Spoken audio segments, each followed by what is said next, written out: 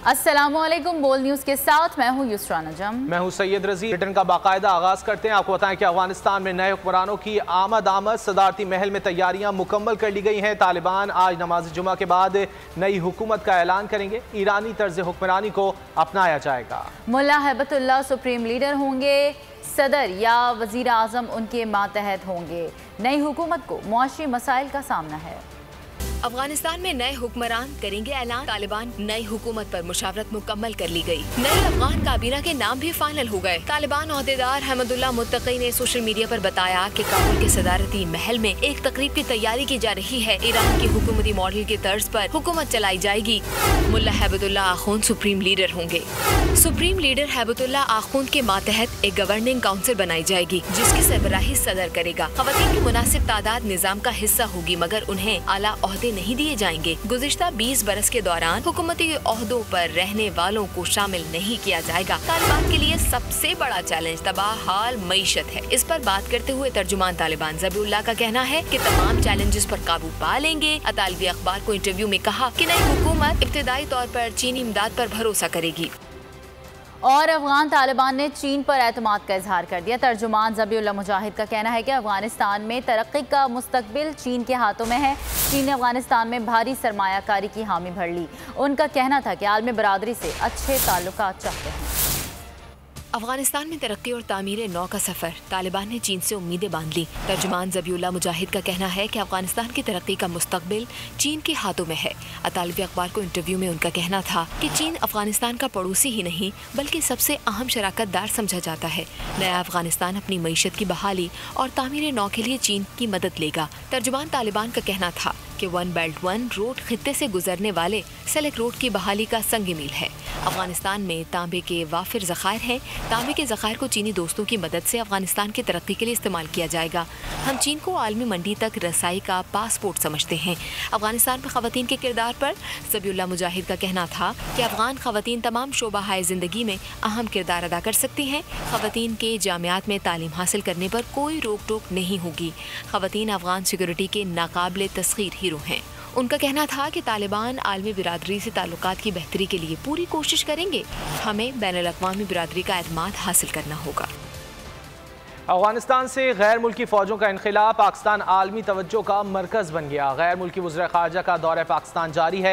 बरतानवी वज़ीर ख़ारजा डोमिनिक राब भी पाकिस्तान पहुँच गए। वज़ीर आज़म और आर्मी चीफ से मुलाकात करेंगे।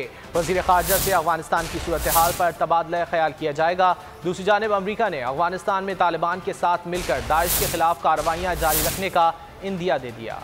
अफगानिस्तान में नई हुकूमत की गूंज दुनिया की पाकिस्तान से राब्तों में तेजी आ गई। बरतानवी वजीर खारजा डोमिनिक रॉब पाकिस्तान पहुंच गए। वजीर खारजा और ब्रिटिश हाई कमीशन के स्टाफ ने उनका इस्तकबाल किया। बरतानवी वजीर खारजा कतर से पाकिस्तान पहुंचे। तर्जुमान दफ्तर खारजा का कहना है कि बरतानवी वजीर खारजा शाह महमूद कुरैशी के साथ बाज़ाब्ता मुज़ाकरात करेंगे। मुज़ाकरात में अफगानिस्तान की सूरत हाल, दो तरफा उमूर का अहाता किया जाएगा। तर्जुमान दफ्तर खारजा का कहना था कि बरतानवी वजीर खारजा वजीर आज़म इमरान खान और आर्मी चीफ से भी मुलाकात करेंगे। रॉब तूरखम बॉर्डर का भी दौरा करेंगे। वजीर खारजा शाह महमूद कुरैशी से सल्वीनिया के हम मनसब का राब्ता हुआ। वजीर खारजा का कहना था कि मुश्तरका जिम्मेदारी के तहत अफगानिस्तान में अमन के लिए किरदार अदा करते रहेंगे। दूसरी जानिब पेंटागन का कहना है कि तालिबान के साथ मिलकर दाइश के खिलाफ कार्रवाई करेंगे। वाशिंगटन में प्रेस कॉन्फ्रेंस के दौरान अमरीकी joint chief of staff general mark मिली का कहना था कि तालिबान के साथ महदूद रवाबित हैं, जिनका मकसद अफगानिस्तान से शहरियों का महफूज इनखला मुमकिन बनाना था, क्योंकि ये जरूरी नहीं कि जंग में जैसा आप चाहते हो वैसा ही हो।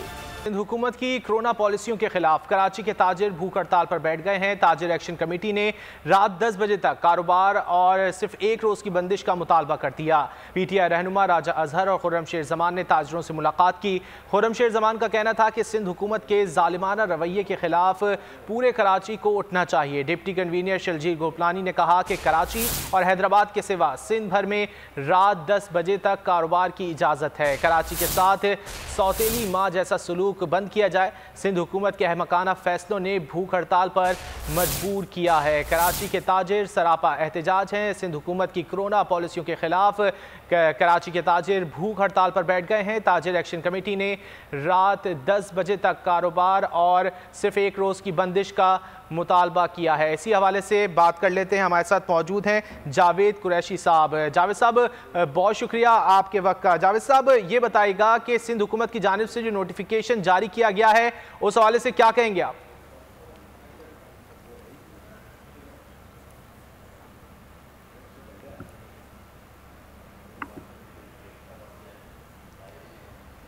जावेद साहब से रब्ता करने की हम कोशिश कर रहे हैं। सिंध हुकूमत की कोरोना पॉलिसियों के खिलाफ कराची के ताजिर सरापा एहतजाज हैं और अब वो भूख हड़ताल पर बैठ गए हैं। ताजिर एक्शन कमेटी ने रात 10 बजे तक कारोबार और सिर्फ एक रोज़ की बंदिश का मुतालबा कर दिया है। PTI रहनुमा राजा अजहर और खुर्रम शेर जमान ने ताजिरों से मुलाकात भी की है। खुर्रम शेर सीनियर शर्जील गोपलानी ने कहा कि कराची और हैदराबाद के सिवा सिंध भर में रात 10 बजे तक कारोबार की इजाज़त है। कराची के साथ सौतेली माह जैसा सलूक बंद किया जाए।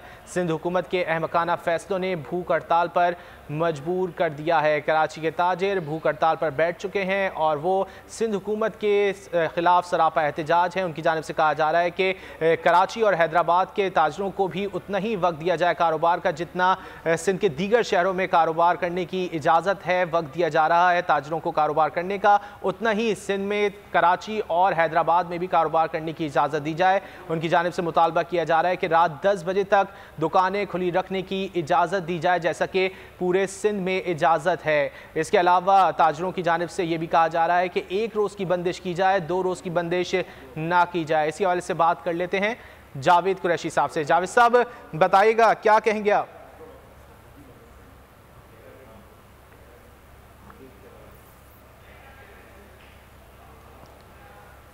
जावेद कुरैशी साहब से हम रब्ता करने की कोशिश कर रहे हैं। कराची में सरापा एहतजाज हैं सिंध के ताजिर और उनकी जानिब से मुतालबा किया जा रहा है कि कराची और हैदराबाद के साथ सौतेली माह जैसा सलूक ना किया जाए। कराची और हैदराबाद के ताजिरों को भी रात 10 बजे तक कारोबार करने की इजाज़त दी जाए। इसके अलावा हफ्ते में एक छुट्टी जो है वो दी जाए। इसके अलावा उनकी जानिब से मुतालबा किया जा रहा है कि जिस तरह सिंध के दीगर शहरों में कारोबार करने की इजाज़त दी जा रही है उसी तरह कराची और हैदराबाद को भी के ताजिरों को भी जो है वो कारोबार करने की इजाज़त दी जाए। सिंध में ताजिर जो है वो अब सरापा एहतजाज हैं और ताजिरों की जानिब से एहतजाज किया जा रहा है। अब वो भूख हड़ताल पर बैठ चुके हैं और उनकी जानिब से मुसलसल मुतालबा किया जा रहा है कि कराची के ताजिरों और हैदराबाद के ताजिरों को भी रात 10 बजे तक कारोबार करने की इजाज़त दी जाए। इस वक्त हमारे साथ मौजूद हैं जावेद कुरैशी साहब। जावेद साहब, क्या कहेंगे सिंध हुकूमत के इक़दाम पर? सिंध हुकूमत के इकदाम के लिए तो कहने के लिए बहुत कुछ है, लेकिन मैं ये कहता हूं कि सिंध हुकूमत को किसी भी तरीके से ताजिरों से कोई भी दुश्मनी इतनी आ चुकी है सिंध के ताजिरों के खिलाफ सिंध हुकूमत की कि इस वक्त सिंध के अंदर 2 कानून चल रहे हैं। आप देखें, हैदराबाद और कराची के अंदर एक कानून और पूरे सिंध के अंदर दूसरा कानून। इस किस्म के कानून को ताजिरों ने पहले भी मुस्तरद किया है और अब भी करते हैं और हुकूमत नहीं आएगी तो हम एहतिजाज का दायरा वसी करेंगे। तो जावेद साहब, आपने इस एहतिजाज से कबल सिंध हुकूमत से रब्ता करने की कोशिश की थी, उनको बताया था कि हम एहतिजाज पे जा रहे हैं? बिल्कुल जी, सिंध हुकूमत को तमाम चीजें इल्म है, लेकिन सिंध हुकूमत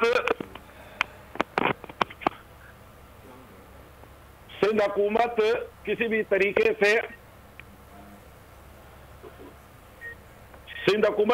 तरीके से कोई भी बात मानने के लिए तैयार नहीं है। जावेद साहब, आवाज आ रही है आपकी?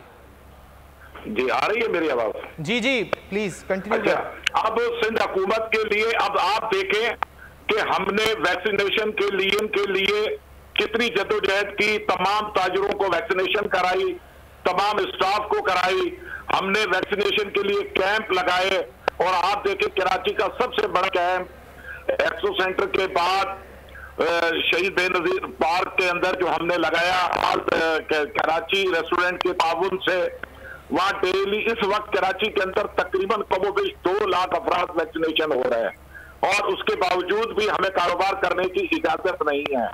लेकिन जावेद कुरैशी साहब, सिंध हुकूमत का मौक़िफ़ ये है कि सिंध के दीगर शहरों में मुस्बत केसेस की शरह इतनी नहीं है जितनी कराची और हैदराबाद में है, जिसकी वजह से यहाँ पर जो है वो इक़दाम उठाए गए। नहीं, ये इक़दाम की आप बात करते हैं तो आप 4 दिन पहले वज़ीर आला सिंध जनाब मोहतरम मुराद अली शाह साहब कराची के अंदर खुली कचेरियां, जिस तरीके से हजारों लोगों में सेल्फियां ली जा रही थी, उसके बाद बिलावल साहब टंडो लयार और खैरपुर में गए, पीडीएम का कराची में जलसा होता है, उस वक्त कोरोना की शरह नहीं बढ़ती। लेकिन जब हम अपना कारोबार की बात करते हैं तो तमाम का तमाम कहते हैं कि कोरोना इन बाजारों से फैल रहा है। आप देखें, ये लोग रोल मॉडल होते हैं और उन्हीं की अंदर एसओपी पर वो अमल ना करें, क्या मैसेज जाता है? उनके ऊपर तो कोई क्रिटिसाइज नहीं लोग करते कि कम से कम ये देखें, हम अपने बच्चों के आज 18 माह से हम जिस तरीके से कारोबार कर रहे हैं वो हमें पता है, ये अल्लाह की ज़ात को। लेकिन हमारे तमाम जो लोगों से हमने पिछले रमजान मुबारक की ईद पे जो माल था वो आज तक गोदामों में पड़ा हुआ है, लोगों के चेक बाउंस हो चुके हैं, लोगों पे एफआईआरें कट रही हैं। हमने कभी भी सिंध हुकूमत या विभाग से भीख नहीं मांगी, हमने कहा कि हमें बिल्कुल आजादाना तरीके से कारोबार करने की इजाजत दी जाए। सिंध हुकूमत ताजिर दुश्मनी में इस कदर आगे जा चुकी है कि वो ये चाहती है कि कराची खुशहाल ना हो, हमारा मुल्क खुशहाल ना हो। कराची खुशहाल होगा तो पाकिस्तान खुशहाल होगा। इस वक्त कराची के अंदर दिहाड़ीदार तबका 45 लाख है, लेकिन सिंध हुकूमत को ये कुछ नजर ही नहीं आता। सिंध हुकूमत ये चाहती है तमाम हम कारोबार बंद करें और घरों में जाकर बैठ जाए, फाका कशी से हम मर जाए। मेरे भाई, हम आपसे कोई ऐसी डिमांड नहीं कर रहे, हम टैक्स पेयर लोग हैं, हमें हक है हमारे। ठीक है, देखते हैं कि सिंध हुकूमत आप लोगों के मुतालबात मानती है या नहीं। सदर ऑल पाकिस्तान अंजुमन ताजरान सिंध जावेद कुरैशी साहब हमसे गुफ्तगू कर रहे थे, आपका शुक्रिया। और कोरोना हीरोज़ को क्यों नहीं सराहा गया? मारूफ माहिर अमराज पेट और जिगर डॉक्टर साद खालिद नियाज ने तमगा इम्तियाज़ वापस कर दिया। कहा, हुकूमत पाकिस्तान को तमगा इम्तियाज़ एहतजाजन वापस कर रहा हूँ। सदर के नाम खत में लिखा, इस साल सरकारी तौर पर तिब्बी अमले की खिदमात को सराहे न जाने पर शदीद मायूसी हुई है। कोरोना के खिलाफ जंग में तिब्बी अमले के हीरोज़ को भुला दिया गया। डॉक्टर साद खालिद नियाज का कोरोना हीरोज़ के साथ इजहार यकजहती, हुकूमत का दिया गया तमगा इम्तियाज वापस कर दिया। मारूफ माहिर अमराज पेट और जिगर डॉक्टर साद खालिद नियाज का सदर आरिफ अलवी के नाम खत में लिखा कि इस साल सरकारी तौर पर तिब्बी अमले की खिदमात को सराहे ना जाने पर शदीद मायूसी हुई है। इस पर एहतजाजन 2013 में दिया गया तमगा इम्तियाज वापस कर रहा हूँ। उनका कहना था कि हुकूमत से कोरोना हीरोज़ की खिदमात के एतराफ़ की दरख्वास्त की थी। इस साल सिर्फ सिंध के 2 डॉक्टरों को सिविल अवार्ड्स दिए गए हैं। सिविल अवार्ड लेने वाले 124 अफराद का ताल्लुक किसी भी तौर पर शोबा तिब से नहीं था। बताएं तमगा इम्तियाज़ आपको कैसे भिजवाया जाए? बैनुल-अक़वामी इदारे ने दुनिया की बेहतरीन जामियात की फहरिस्त जारी कर दी है। हज़ारा यूनिवर्सिटी पाकिस्तान की दूसरी बेहतरीन जामिया बन गई है।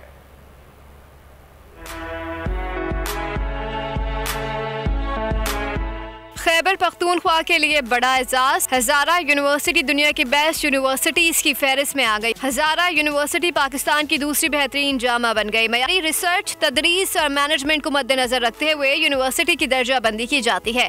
दर्जा बंदी में ऑक्सफोर्ड यूनिवर्सिटी दुनिया की टॉप करार पाई है, जबकि दूसरे नंबर पर कैलिफोर्निया और तीसरे नंबर पर हार्वर्ड यूनिवर्सिटी का नाम आता है। मुल्की या बैनुल-अक़वामी सतह पर की गई बेहतरीन जामियात की रैंकिंग को खुसूसी तौर पर तुलबा में बहुत अहमियत हासिल है। यही वजह है कि दाखिलों के वक्त वो हर मुमकिन कोशिश करते हैं कि वो उन्हीं यूनिवर्सिटीज का हिस्सा बने।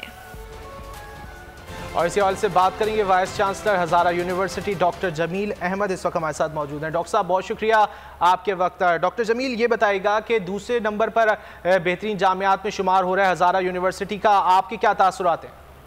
जी, बिस्मिल्लाहिर्रहमानिर्रहीम। पहले तो आपका शुक्रिया कि मुझे टाइम दे दिया। बिल्कुल इस वक्त, लेकिन मैं एक चीज़ क्लेरिफाई करूँगा कि ये सेकंड पोजीशन हम शेयर कर रहे हैं कई और यूनिवर्सिटीज़ के साथ। ये एक स्लैब में होते सेकंड पोजीशन, तो हमारे साथ 2-3 और यूनिवर्सिटी है। पाकिस्तान यूनिवर्सिटी वो भी सेकंड पोजीशन पे है। कायद-ए-आज़म यूनिवर्सिटी नंबर 1 पे है और फिर 4-5 यूनिवर्सिटी सेकंड पोजीशन पे है। उसमें हज़ारा यूनिवर्सिटी सीक्वेंस में सबसे पहले है। तो इसमें ये काफ़ी हमने पहले बार रैंकिंग में पार्टिसिपेट किए, से पहले कभी हमने रैंकिंग में पार्टिसिपेट नहीं किया था। हज़ारा यूनिवर्सिटी KP में सबसे सेकंड लार्जेस्ट यूनिवर्सिटी है। इस वक्त हमारे पास तकरीबन 10,000 स्टूडेंट है कैंपस ऑन कैंपस, अब पूरे जो कैंपस है वो 1000 कनाल पे स्प्रेड आउट है कैंपस। अब इस वक्त हमारे पास कोई 100 से ज़्यादा डिग्रीज प्रोग्राम है जिसमें हम एजुकेशन और डिग्रीज प्रोवाइड करें। तो काफ़ी ह्यूज सेटअप, लेकिन अभी तक वो किसी रैंकिंग में हम गए नहीं थे। तो इस वजह से हमारा कोई नाम नहीं था इंटरनेशनल रैंकिंग में। तो पहले बार हम रैंकिंग में चले गए। ये ज़्यादा जो हमारे पास QC का टीम है, जो HEC ने एक्चुअली वो बना दिया सब यूनिवर्सिटीज़ में, तो ये उसी टीम के वजह से और फिर हमारे स्टूडेंट और फैकल्टी और स्टाफ ने बहुत ज़्यादा मेहनत करके इस रैंकिंग में जो डेटा प्रोवाइड करना था, इसके लिए इंफॉर्मेशन वो सारे, और इसमें सबसे ज़्यादा जो फंडामेंटल वो चीज़ है वो रिसर्च है। तो अल्लाह के फजल से हज़ार यूनिवर्सिटी में इस वक्त साइटेशन के लिहाज से जो उसका पेपर जो इंटरनेशनल जर्नल्स में कोट होते हैं वो बहुत हाई है इस वक्त, वो परसेंटाइल काफ़ी हाई है। तो ये काफ़ी खुशी के बात है पूरे पाकिस्तान के लिए, एंड देन KPK के लिए स्पेशली। फिर रीजन जो KPK में नॉर्थ साइड है, जो नॉर्थ रीजन है, उसमें हम ऑलरेडी एक लीडिंग यूनिवर्सिटी के तौर पे एग्जिस्ट कर रहे, तो उसके लिए काफ़ी शायद एक खुशाइन बात है। अच्छा जमी, ये भी बताइएगा कि यूनिवर्सिटीज़ के कौन से डिपार्टमेंट्स हैं जहाँ पर हुकूमती तवज्जो दरकार है ताकि वहाँ पर स्टूडेंट्स जो है मज़ीद फैसिलिटेट हो सकें और मुल्क का नाम रोशन कर सकें? और जी बहुत ज़्यादा जो है इस वक्त ना सोशल साइंसेस के साइड पे काफ़ी तवज्जो का ज़रूरत है। इस वक्त हमारे सोशल इशूज़ आपको पता भी है बहुत ज़्यादा है, लॉ एंड ऑर्डर सिचुएशन हो गया, बाकी हमारे जो टॉलरेंस इशूज़ है, एक्सट्रीमिज़म इशूज़ है, अनएम्प्लॉयमेंट के इशूज़ है, और सोशल साइंसेस के साइड पे कोई तवज्जो किसी ने नहीं दिया अभी तक। ज़्यादातर जो है मेडिकल साइंसेस है या इंजीनियरिंग साइंसेस है, उसके बाद कंप्यूटर साइंस का है, लेकिन सोशल साइंसेस में काफ़ी तवज्जो देने की ज़रूरत है इस वक्त पूरे पाकिस्तान में सोशल साइंसेस के एजुकेशन पे। तो मेरे ख्याल में हमारे पास भी ज़्यादा सोशल साइंसेस के स्टूडेंट है और बहुत इंपॉर्टेंट एरिया है जो अभी तक इग्नोर किए जा रहे हैं। डॉक्टर जमील ये बताएगा कि ये दर्जाबंदी जो है ये किन बुनियादों पर की जाती है?